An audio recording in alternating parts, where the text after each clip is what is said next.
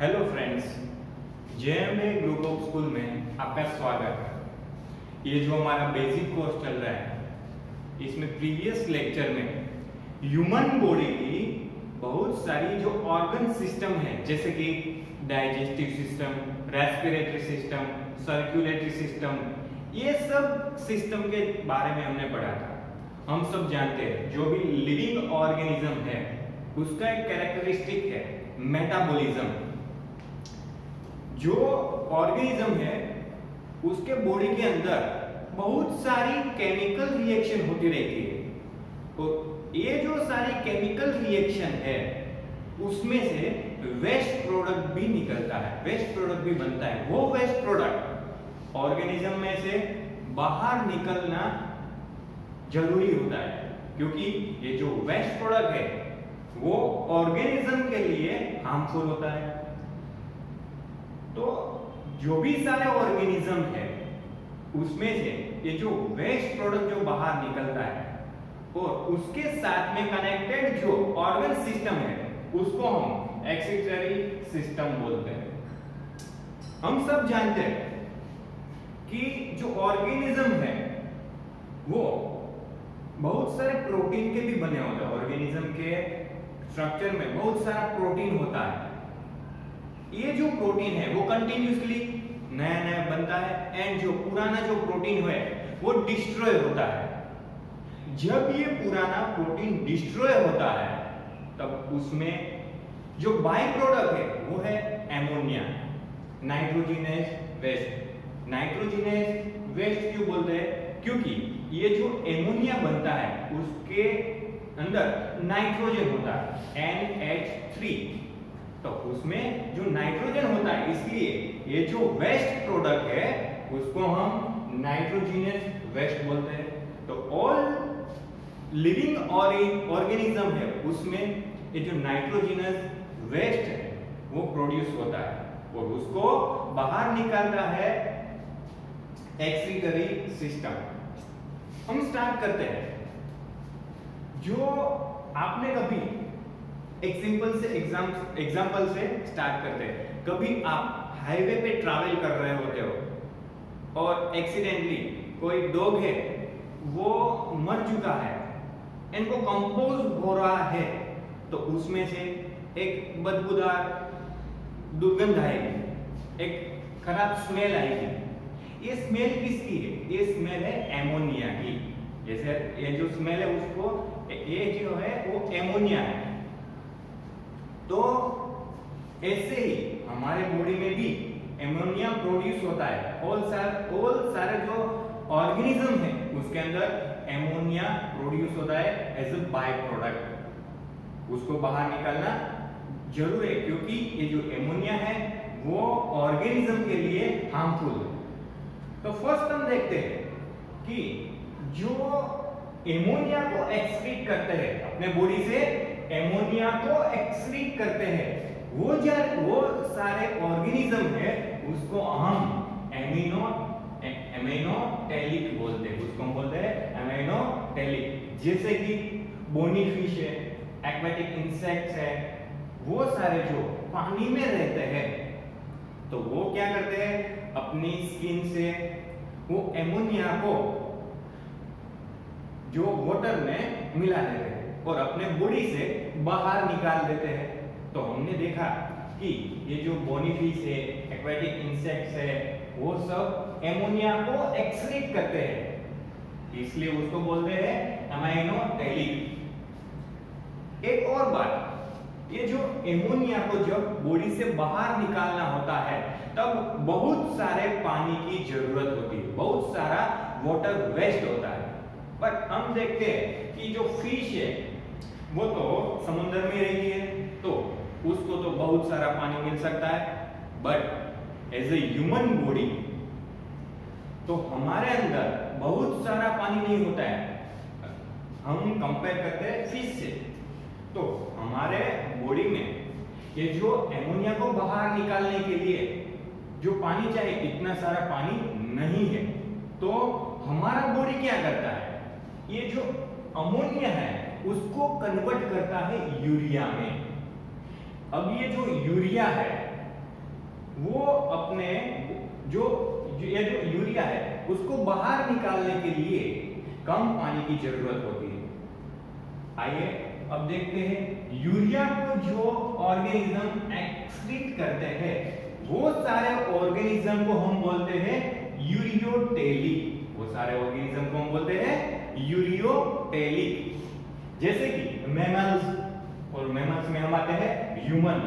तो as a human हम अपने बॉडी से एमोनिया नहीं निकाल रहे, हम अपने बॉडी से यूरिया निकाल रहे हैं। और एक बात, ये जो एमोनिया को यूरिया में कन्वर्ट करता है वो हमारा कौन सा ऑर्गन होता है?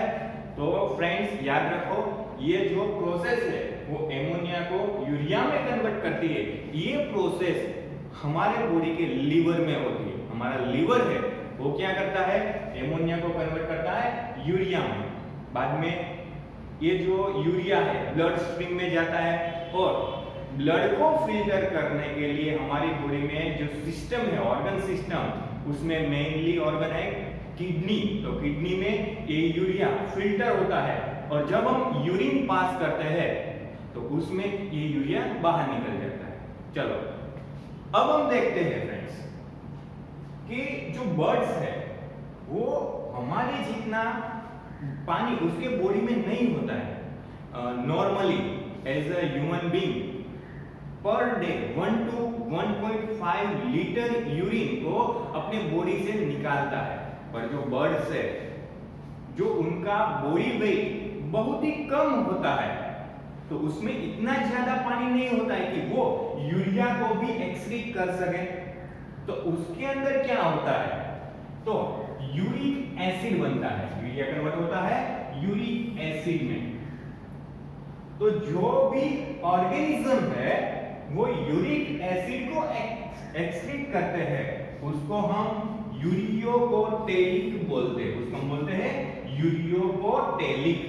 जैसे कि बर्ड्स क्या करते हैं कि जो एमोनिया बनता है उसके बॉडी में उसको कन्वर्ट करते हैं यूरिक एसिड में। एंड यूरिक एसिड है वो एमोनिया से कई गुना कम हार्मफुल है एंड उसको बाहर निकालने के लिए भी बहुत सारे पानी की जरूरत नहीं होती। कभी आपने देखा होगा कि बर्ड्स है वो पेस्ट लाइक स्ट्रक्चर में वो अपने वेस्ट प्रोडक्ट को बाहर निकालते हैं।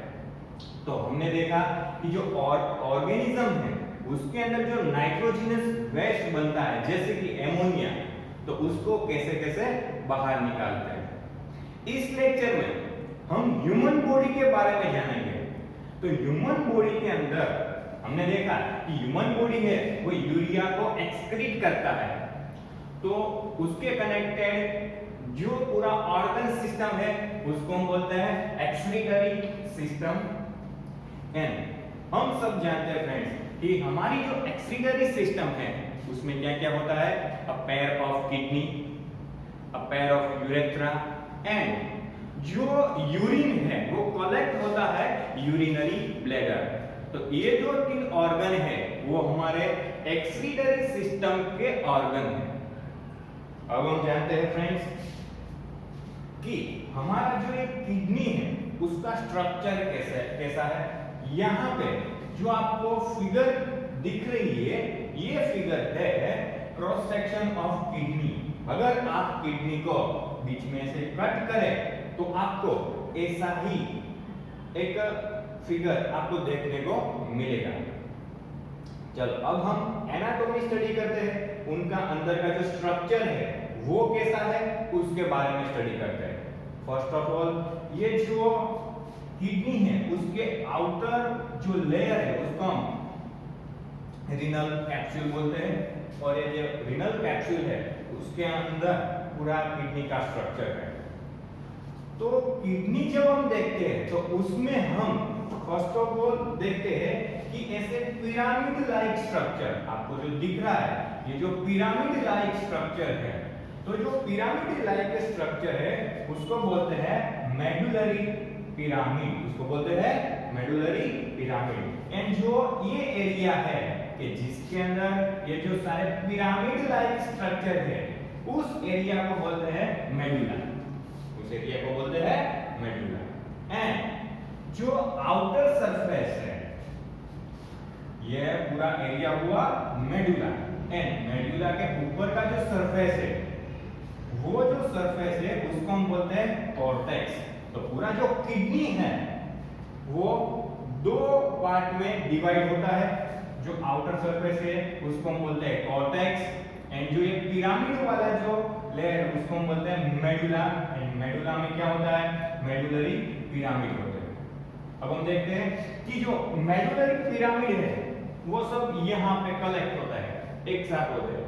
तो ये जो पूरी स्पेस है उसको हम बोलते हैं renal pelvis, and renal pelvis है वो ओपन होता है यूरेटस से। तो ये जो पूरी किडनी है उसका ये क्रॉस सेक्शन है। ऐसे हम और इसके बारे में जाने तो हमारी जो किडनी है उसकी साइज एंड शेप क्या है, तो ये जो किडनी है उसकी लेंथ, ये जो पूरी लेंथ है वो है 10 to 12 सेंटीमीटर।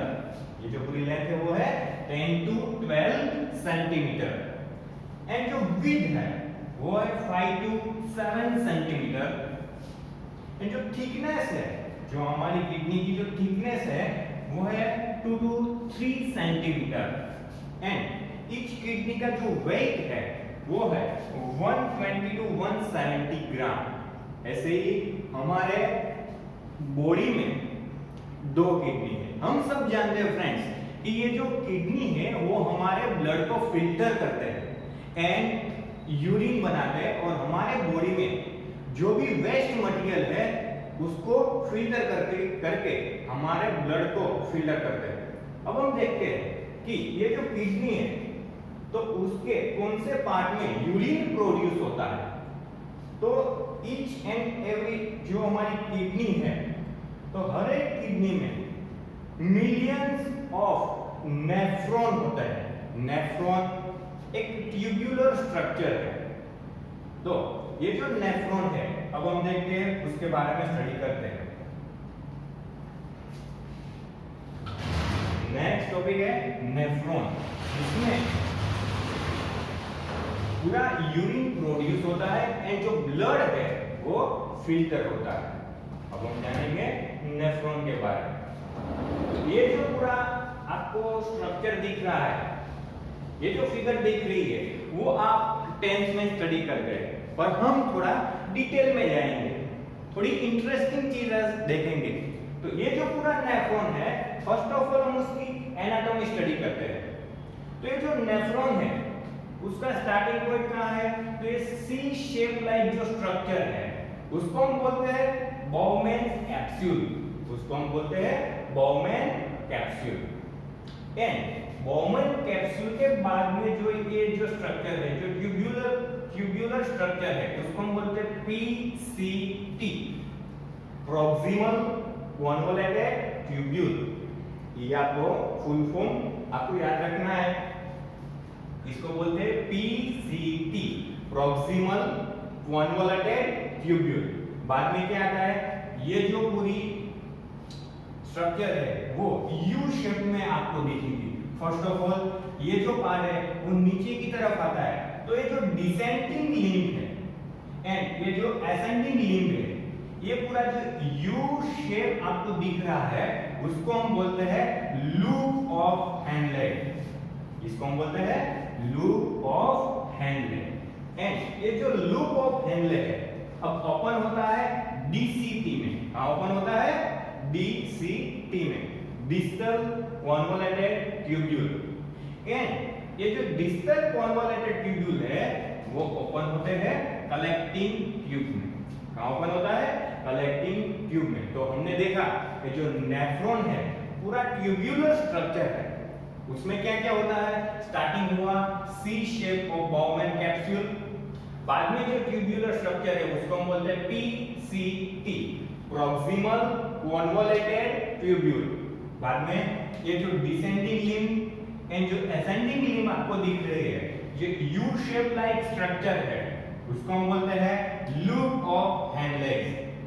एंड बाद में हमने क्या देखा कि जो लूप ऑफ हैंडले है वो ओपन होता है डीसीटी में, distal convoluted tubule. And distal convoluted tubule है वो ओपन होता है कलेक्टिंग ट्यूब्यूल में, कलेक्टिंग ट्यूब में।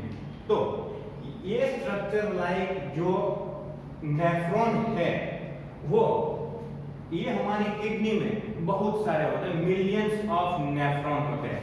एंड ये जो नेफ्रॉन है वो ब्लड को फिल्टर करते हैं एंड यूरिन प्रोड्यूस करते हैं। देखो ये जो नेफ्रॉन है वो किडनी में कहां सिचुएटेड होते हैं, फर्स्ट ऑफ ऑल हम देखते हैं कि कहां होते हैं। तो यहाँ पे आप देखिए ये जो बोमेन कैप्सूल है, पीसीटी है एंड डीसीटी है, ये सारे जो पार्ट है वो कोर्टेक्स रीजन में होते हैं, यानी कि यहाँ पे होते हैं कोर्टेक्स रीजन में होते हैं। एंड ये जो लूप ऑफ हैंडले है वो होता है यहाँ पे मेडुला। कहाँ होता है? जो पिरामिड लाइक स्ट्रक्चर आपको दिख रहा है, जो मेडुलरी पिरामिड दिख रहा है, उसके अंदर डेप्थ में होता है। तो आपको ये इमेजिनेशन करना है कि bowmen capsule, PCT and DCT, ये जो सारे हैं वो कॉर्टेक्स रीजन में है। एंड जो लूप ऑफ हैंडले है वो ये जो पिरामिड है उसके अंदर डेप्थ होता है। तो हमने ये नेफ्रॉन के स्ट्रक्चर के बारे में पढ़ा कि स्ट्रक्चर कैसा होता है। अब आइए देखते हैं कि ये जो नेफ्रॉन है, हमने देखा कि ये ब्लड को फिल्टर करता है। तो ये नेफ्रॉन तक ब्लड को आना तो पड़ेगा ना। तो ये जो नेफ्रॉन में ब्लड को लाने वाली जो आर्टरी है, तो ये जो आर्टरी है उसको हम बोलते हैं एफरेंट आर्टरियोल। ये जो आर्टरी है उसको हम बोलते हैं एफरेंट आर्टरियोल, जिसकी विड्थ ज्यादा होती है, जिसकी विड्थ ज्यादा होती है। अब याद रख, माइंड में रखो। एंड देन ये जो एफरेंट आर्टरियोल है वो अंदर जाता है बाउमेन कैप्सूल में एंड बहुत ही छोटी छोटी कैपिलरीज में वो बनता है एंड उसको बोलते हैं ग्लोमेरुलस। उसको हम बोलते हैं ग्लोमेरुलस। एंड जो बाहर निकलती जो आर्टरी है वो आर्टरी का नाम है एफरेंट आर्टरियोल। वो आर्टरी का नाम है एफरेंट आर्टरियोल। एंड जो एफरेंट आर्टरियोल है उसकी जो विड्थ है वो कम होती है। हमने क्या देखा? सॉरी, एफरेंट आर्टरियोल है वो उसकी विड्थ ज्यादा होते हैं, एफरेंट आर्टरियोल है वो उसकी जो विड्थ होती है वो कम होती है। तब जब आर्टरी अंदर जाती है एंड जब बाहर निकलती है तो जाने वाली जो आर्टरी है उसकी विड्थ ज्यादा है, बाहर निकलने वाली जो आर्टरी है उसकी विड्थ कम है। इसकी वजह से क्या होगा? जो भी ब्लड जाएगा तो यहाँ पे इस रीजन में एक प्रेशर क्रिएट होगा एंड ये जो प्रेशर है, जो ब्लड का प्रेशर है, इस वजह से यहाँ से फिल्टर होगा, यहाँ से ब्लड फिल्टर होगा। वो हम आगे देखते हैं। फर्स्ट ऑफ ऑल ये देख लेते हैं एफरेंट आर्टरियोल है वो अब ये जो पूरा ट्यूब्यूलर स्ट्रक्चर है उसमें आगे बढ़ता है एंड जो लूप ऑफ हैंडले है उसको कवर करके यू शेप में बनता है। तो ये जो लूप ऑफ हैंडले है उसको ये आर्टरी कवर करती है। तो ये जो यू शेप का आर्टरी का स्ट्रक्चर हुआ उसको हम बोलते हैं वासा रेक्टा। उसको हम क्या बोलते हैं फ्रेंड्स? वासा रेक्टा। आइए अब हम जानते हैं कि यूरिन फॉर्मेशन कैसे होता है, यूरिन बनता कैसे है।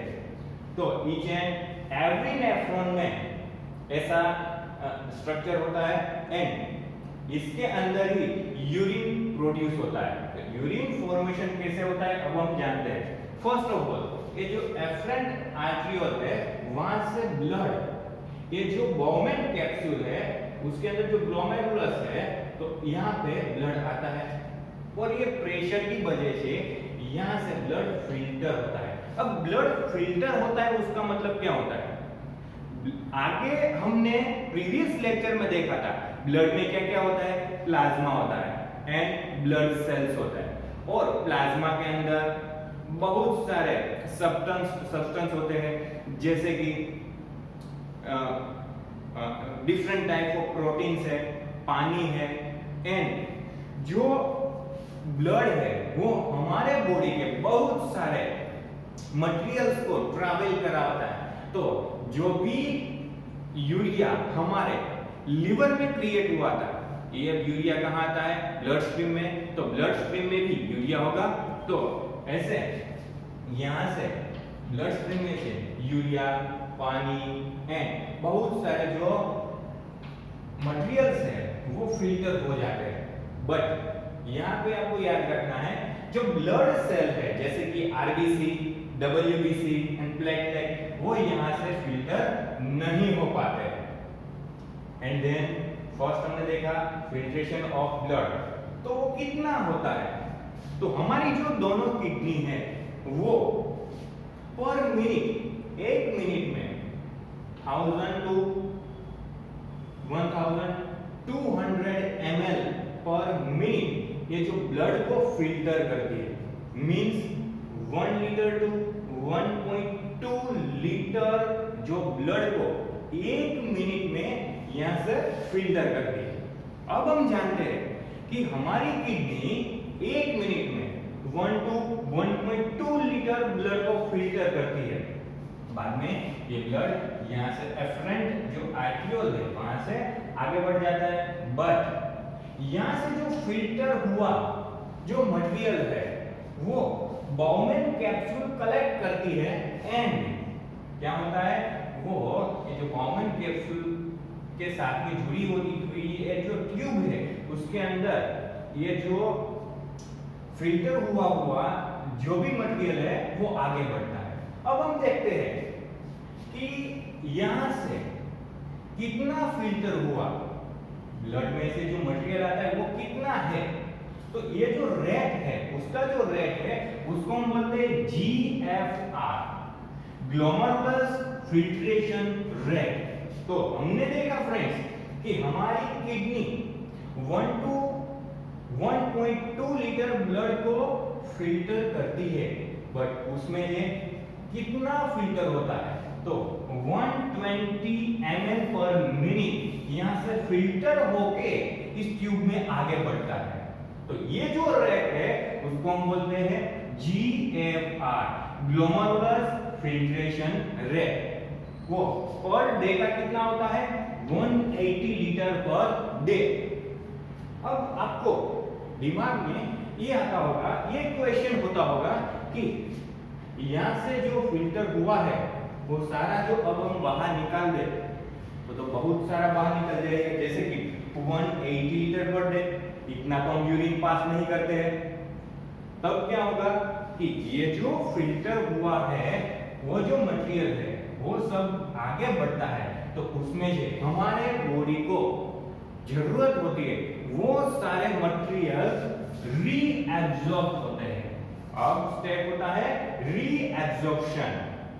ये जो पूरी पीसीटी है, लूप ऑफ हैंडले है, डीसीटी है, उसमें जब ये जो फिल्टर हुआ मटेरियल, जो फिल्टर हुआ लिक्विड आगे बढ़ता है तो उसमें से जो अपने बॉडी को जो नीड है, जो जरूरत है, वो मटेरियल रीएब्सॉर्ब हो जाते हैं, वो मटेरियल रीएब्सॉर्ब हो जाते हैं एंड ये जो जीवाणु उसमें से बाहर निकल जाते हैं। जैसे कि कैसे कैसे मटेरियल रीएब्सॉर्ब होते हैं, जैसे कि glucose, amino acid, H2O means पानी, बहुत सारा पानी एंड न्यूट्रिएंट्स जो भी हमारी बॉडी को जरूरत होती है वो हम बाहर नहीं निकलने देते, वो रीएब्सॉर्ब होके यहाँ पे जो आर्टरी है, यहाँ पे जो आर्टरी है उसके अंदर वापस चला जाता है।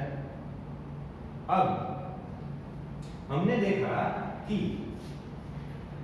ये जो रीएब्सॉर्प्शन हुआ उसके बाद में जो भी लिक्विड बचता है वो अब डीसीटी के थ्रू कलेक्टिंग ट्यूब में जाता है। कलेक्टिंग ट्यूब में से वो कहाँ आता है? रीनल पेल्विस में, एंड रीनल पेल्विस में से आता है यूरेटस में, एंड यूरेटस में से जाता है यूरिनरी ब्लैडर में। ये जो वेस्ट प्रोडक्ट जो बाहर निकलता है यूरिनरी ब्लैडर में जाता है उसको हम बोलते हैं यूरिन, इसको हम बोलते हैं urine. As a human body कितना यूरिन पास करता है?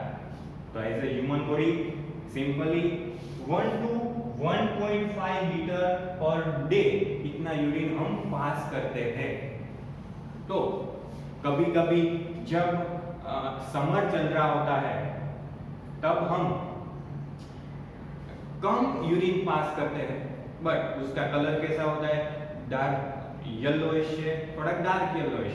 बट जब विंटर चल रहा होता है, हमको पसीना नहीं होता है, तब हम थोड़ा ज्यादा यूरिन पास करते हैं, मींस 1.5 टू 2 लीटर तक, 1.5 टू 2 लीटर तक जाता है। But normally as a human body normal temperature में पूरा दिन का 1 टू 1.5 लीटर यूरिन पास करता है। ये जो यूरिन पास करता है उसके अंदर एवरेज 25 ग्राम यूरिया होता है, एंड ये जो हमारा है वेस्ट प्रोडक्ट है। तो हमने ये जाना कि हमारा बॉडी में से जो नाइट्रोजनस वेस्ट प्रोडक्ट है, जो यूरिया है, वो हमारी किडनी कैसे फिल्टर करती है एंड उसको कैसे बाहर निकालते हैं। चलो अब हम जानते हैं कि कभी कभी ये जो सारे सिस्टम है उसके अंदर कई एरर भी आ जाता है। तो ऐसे ही हम आज जानेंगे डायबिटीज के बारे में। आपको डायबिटीज के बारे में थोड़ा सा तो पता ही होगा। हम सब जानते हैं कि ब्लड में ग्लूकोज बढ़ जाता है तो उसको हम डायबिटीज बोलते हैं। बट ट्रूथ आज हम देखेंगे फ्रेंड्स, डायबिटीज 2 टाइप की होती है। फर्स्ट इंसुलिन डिपेंडिंग डायबिटीज, उसको हम बोलते हैं डायबिटीज मेलाइटस, एंड जो दूसरी डायबिटीज है वो है एडीएच डिपेंडिंग डायबिटीज, उसको हम बोलते हैं डायबिटीज इंसिपिडस। फ्रेंड्स ये हम जानेंगे कि ये जो डायबिटीज इंसिपिडस है वो क्या है। तो अभी जो डायबिटीज सब जगह हमने सुनी होगी, उसमें हमने देखा होगा कि ज्यादा मीठा नहीं खाते क्योंकि ग्लूकोज बढ़ जाएगा। पर हर केस में ऐसा नहीं होता है, क्योंकि दूसरे जो पीपल होते हैं उसको इस टाइप की डायबिटीज होती है, डायबिटीज इंसिपिडस। अब हम जानते हैं कि डायबिटीज इंसिपिडस में क्या होता है, हमारा बॉडी का मैकेनिज्म क्या है।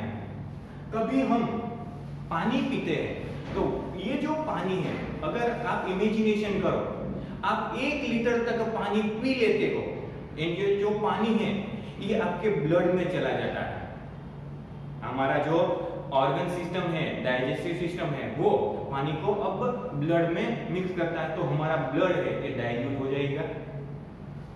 कभी हम पानी नहीं पीते हैं तो हमारी बॉडी में यूरिन कंटिन्यूअसली पास होता है, तो हमारा ब्लड है वो कॉन्ट्रैक्शन, मतलब कि वो जो कॉन्ट्रैक्शन हो जाएगा। बट जब भी हमारी बॉडी में पानी कम होता है, हमारी बॉडी में से पानी कम होता है, हमारा ब्लड वॉल्यूम है वो कम होता है, तब क्या होता है, हमारी बॉडी में बहुत सारी जगह पे ऑस्मोरिसेप्टर्स होते हैं।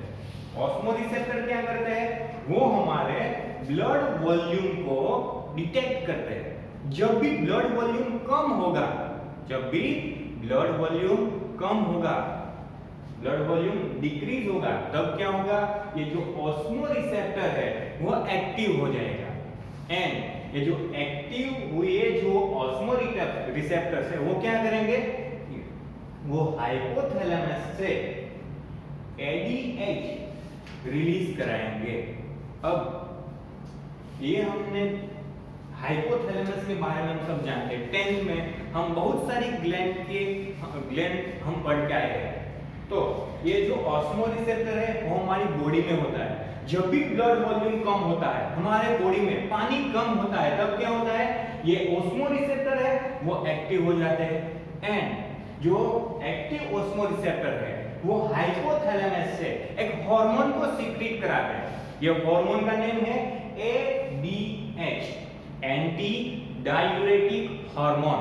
ये हार्मोन का नेम क्या है friends, ADH, anti diuretic hormone. और उसको दूसरा नेम भी है वासोप्रेसिन, उसको वासोप्रेसिन भी बोलते हैं। ये जो हाइपोथैलेमस से ओरिजिनली क्या होता है फ्रेंड्स, हाइपोथैलेमस में एडीएच बनता है एंड ये एडीएच बाद में आता है पिट्यूटरी ग्लैंड में एंड पिट्यूटरी ग्लैंड में से ये ब्लड स्ट्रीम में आता है। ठीक है, तो क्या हुआ, एक्टिव जो ऑस्मोरिसेप्टर है तो उससे क्या हुआ, एडीएच सिक्रीशन हुआ एंड ब्लड में आया एंड ब्लड में से हो जाएगा किडनी में एंड किडनी में जब एडीएच आता है, एंटी डायूरेटिक हार्मोन आता है, तब किडनी को एक मैसेज मिलता है कि हमारे बॉडी के अंदर ये जो पानी है वो कम होता है, कम होता जाता है। तो अब क्या करेंगे, किडनी है वो जो यूरिन में जो पानी को पास आउट करते हैं वो कम कर देंगे, मतलब कि जो किडनी है वो पानी को रीएब्जॉर्प्शन करना स्टार्ट कर देंगे। तो धीरे धीरे क्या होगा, हमारे बॉडी में फिर से पानी का लेवल बढ़ने लगेगा, यूरिन में ज्यादा पानी नहीं जाएगा। बट आप इमेजिनेशन करो, ये पूरी जो मैकेनिज्म है वो कंटिन्यूअसली स्टार्ट रहती है। जब भी हमारी बॉडी में वाटर लेवल मेंटेन हो जाता है तो ऑस्मोरिसेप्टर है वो डीएक्टिव हो जाता है, एडीएच बनना बंद हो जाता है एंड हमारी जो किडनी है फिर से नॉर्मल फंक्शन करना स्टार्ट कर देती है। आप इमेजिनेशन करो, अगर कोई पेशेंट है उसके अंदर एडीएच नहीं बन रहा होता है, मतलब कि anti diuretic hormone vasopressin secretion नहीं होता है, उस टाइम क्या होता है कि किडनी जब वाटर को लॉस करती है, वो यूरिन के थ्रू वाटर को लॉस करती है, तो जब भी कोई पेशेंट में एडीएच नहीं बन रहा होता है तो क्या होता है, किडनी को मैसेज ही नहीं मिल पाता है कि वाटर लॉस हो रहा है एंड किडनी को रीएब्जॉर्प्शन करना है। तो उसकी वजह से क्या होगा, बॉडी में से बहुत सारा पानी ये यूरिन के थ्रू बाहर निकल जाएगा।